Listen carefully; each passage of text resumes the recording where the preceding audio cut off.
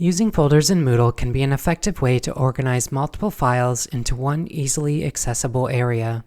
To do so, let's turn editing on, then click Add an Activity or Resource, and find the Folder option, which is a blue icon with a white folder on it.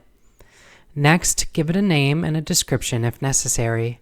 Scroll down to the Content section where we can add files into our folder. The easiest way is to drag and drop them right in, but you can also click on the Add button to go through your computer's files. Be aware you can select multiple files and add them all at once.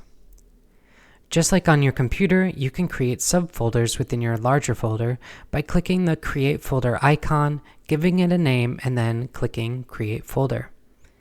You have a few options for how to view your folders.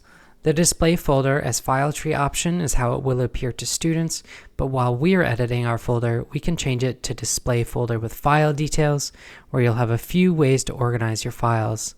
Lastly, you can also click Display Folder as File Icons. Once we've got our files in our folder, scroll down to where it says Display Folder Contents. It will default to On a Separate Page, which is the best option, but if for some reason you want them all to display on your main course page, you can select Inline on a course page. Just be aware that this can take up a lot of space and make navigation of the course page more cumbersome. You also have the option to automatically show each subfolder expanded if you'd like.